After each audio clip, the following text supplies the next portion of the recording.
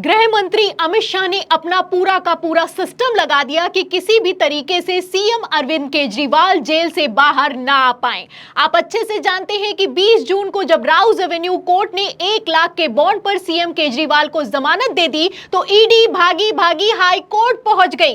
पहले तो जमानत रुकवा दी गई और उसके बाद 15 जुलाई तक के लिए सुनवाई को भी टाल दिया गया ताकि केजरीवाल किसी भी तरीके से जेल से बाहर ना आ पाए। लेकिन अब ये सुनवाई हुई है और ये सुनवाई कहीं और नहीं हुई है बल्कि सुप्रीम कोर्ट में हुई है।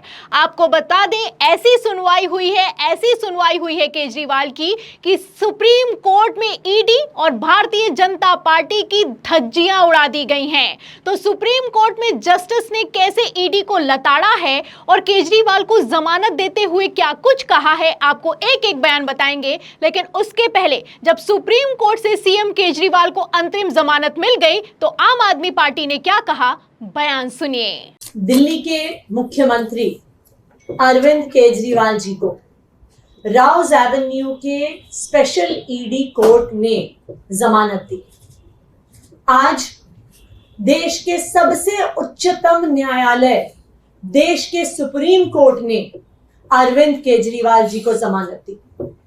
चाहे वो राउज एवेन्यू कोर्ट का फैसला हो या आज सुप्रीम कोर्ट का फैसला हो, इस बात को साबित कर देता है कि अरविंद केजरीवाल जी की गिरफ्तारी पिछले 2 साल से आम आदमी पार्टी के नेताओं और मंत्रियों का विच हंट, पिछले 2 साल से चल रहा ये फर्जी शराब घोटाले का इन्वेस्टिगेशन सिर्फ और सिर्फ भारतीय जनता पार्टी का एक षड्यंत्र है। तो सुना आपने कि किस तरीके से आम आदमी पार्टी नेता आतिशी ने धज्जियां उड़ाकर रख दी हैं। बाकायदा प्रेस कॉन्फ्रेंस की गई है जब सुप्रीम कोर्ट की तरफ से सीएम अरविंद केजरीवाल को अंतरिम जमानत दे दी गई है। आतिशी का कहना है कि यह भारतीय जनता पार्टी का प्लान है विपक्ष को दबाने का और अब ये प्लान और साजिश फुल एक्सपोज होती हुई नजर आ रही है। आपको बता दें आज जब सुप्रीम कोर्ट में सुनवाई हुई है तो ईडी की तरफ से दलीलें दी गई हैं और इन दलीलों को सुनकर जस्टिस संजीव खन्ना भड़के हैं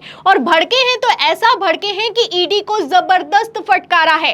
संजीव खन्ना ने साफ साफ कह दिया कि अरविंद केजरीवाल अपने पद पर बरकरार रहेंगे या फिर कि नहीं रहेंगे ये केजरीवाल का फैसला है और ये केस तो 2023 से चल रहा है। जब आपके पास सब कुछ मौजूद था तो एक चुने हुए नेता को आखिर क्यों गिरफ्तार किया गया है। जब एक के बाद एक सवाल किए गए तो ईडी की बोलती बंद हो गई है और कैसे भाजपा की धज्जियां उड़ाई गई हैं, एक एक बयान को ध्यान से सुनिएगा। खबर आप देखिए आज तक की, इसमें लिखा भी हुआ है कि कोर्ट ने क्या क्या कहा। लिखा है कि केजरीवाल को अंतरिम जमानत देते हुए कोर्ट ने कहा कि दिल्ली के मुख्यमंत्री 90 दिनों से अधिक समय तक जेल में रहे हैं, वो चुने हुए नेता हैं और वो इस पद पर बने रहेंगे या नहीं इसका फैसला वही करेंगे। सुप्रीम कोर्ट ने कहा कि हमने फैसले में चुनावी फंडिंग को लेकर भी सवाल खड़े किए हैं। तो आप अच्छे से जानते हैं कि भारतीय जनता पार्टी इसी जुगत में लगी हुई है जब से अरविंद केजरीवाल गिरफ्तार हुए हैं कि वो अपने पद से हट जाएं। लेकिन सीएम केजरीवाल अपने पद से हटने के लिए तैयार नहीं है।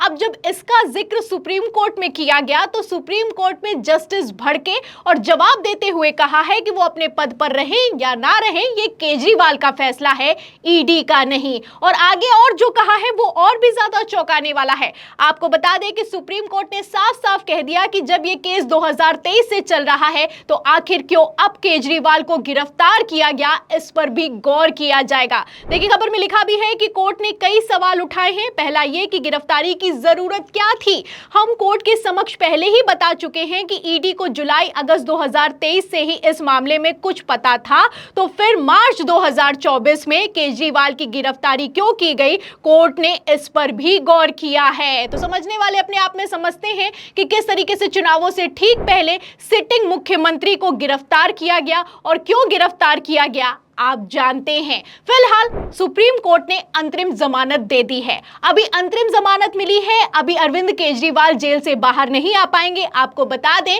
ये जो फैसला है परमानेंट जमानत का, ये बड़ी बेंच को ट्रांसफर कर दिया गया है।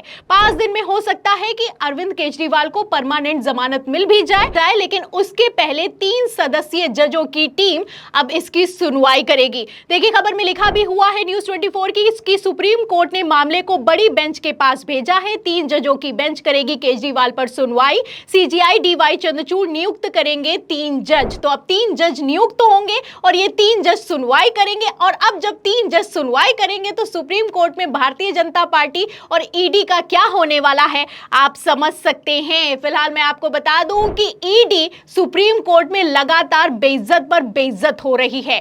आज आप देख सकते हैं कि सीएम अरविंद केजरीवाल के मामले में कैसे ईडी को फटकारा गया है। वहीं दूसरी तरफ ठीक एक दिन पहले भी सुप्रीम कोर्ट में सुनवाई हुई। आपको बता दें, एक आरोपी है परविंदर सिंह खुराना। इन पर आरोप है कि इन्होंने मनी लॉन्ड्रिंग की है। बता दें कि परविंदर सिंह खुराना को भी ट्रायल कोर्ट ने जमानत दे दी, लेकिन इस जमानत को ईडी ने हाई कोर्ट से रुकवा दिया। अब जब यह मामला सुप्रीम कोर्ट में पहुंचा और कल इस पर सुनवाई हुई है तो सुप्रीम कोर्ट ने काफी अहम टिप्पणी की है और टिप्पणी करते हुए ईडी को जबरदस्त फटकारा है। सुप्रीम कोर्ट ने क्या कहा यह भी ध्यान से सुनिए। देखिए, खबर है लाइव लॉ की, इसमें लिखा भी है कि हम क्या संकेत दे रहे हैं। सुप्रीम कोर्ट ने हाई कोर्ट द्वारा बिना कोई कारण बताए नियमित जमानत आदेश पर रोक लगाने पर जताई है हैरानी। और सिर्फ हैरानी नहीं जताई है, हैरानी जताते हुए जो कहा है वो अपने आप में बेहद चौंकाने वाला है। सुप्रीम कोर्ट की तरफ से कहा गया कि जब जमानत देने का तर्कपूर्ण आदेश होता है तो क्या उस आदेश पर आराम से रोक लगाई जा सकती है? क्या इसे 1 साल के लिए आसानी से रोका जा सकता है? हम क्या संकेत दे रहे हैं? तो आप देख सकते हैं कि ठीक एक दिन पहले भी ईडी को फटकारा था और आज भी फटकारा है कि आखिर क्यों आप जब जमानत दे दी जाती है तो उस पर रोक लगा देते हैं। क्योंकि केजरीवाल को भी राउज एवेन्यू कोर्ट से जमानत मिल गई थी, लेकिन हाई कोर्ट ने रोक लगा दी। और सिर्फ रोक नहीं लगाई बल्कि केजरीवाल मामले की सुनवाई को 15 जुलाई के लिए टाल दिया गया। अब 15 जुलाई के पहले सुप्रीम कोर्ट में सुनवाई हुई है और सुप्रीम कोर्ट जबरदस्त भड़का है। लगातार सुप्रीम कोर्ट ईडी को फटकार लगा रहा है। सुप्रीम कोर्ट ने ईडी को फटकार लगाते हुए तो यहां तक कह दिया है, यह चौंकाने वाला है, जब तक वह आतंकवादी नहीं है तब तक उसे रोकने का क्या कारण है। तो आप देख सकते हैं कि सुप्रीम कोर्ट सख्त दिखाई दे रहा है।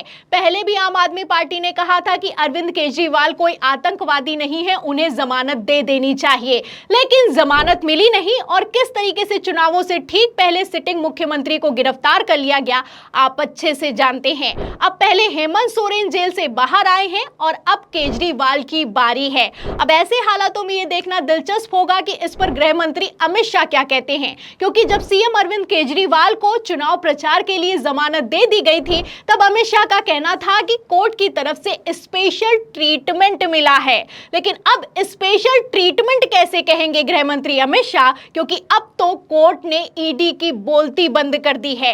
और सिर्फ बोलती नहीं बंद की है, ऐसा बेइज्जत किया है, ऐसा बेइज्जत किया है कि ईडी का वकील जवाब तक नहीं दे पाया है। तो फिलहाल इस पूरी खबर पर आपकी क्या राय है? जिस तरीके से ईडी सुप्रीम कोर्ट में एक्सपोज हो रही है, ऐसे हालातों में भारतीय जनता पार्टी का क्या होगा? और सबसे बड़ा सवाल यह खड़ा होता है कि क्या एनडीए सरकार की उल्टी गिनती शुरू हो चुकी है? इस सवाल के जवाब में इस पूरी खबर पर, सुप्रीम कोर्ट की टिप्पणी पर आपकी जो भी राय है हमें कमेंट बॉक्स में जरूर लिखें। वीडियो को ज्यादा से ज्यादा शेयर करें, सब्सक्राइबर बटन दबाएं, हमारे चैनल को लाइक करें, सब्सक्राइब करें, ज्वाइन करें। फिर मिलती हूं अगली खबर के साथ, तब तक के लिए धन्यवाद।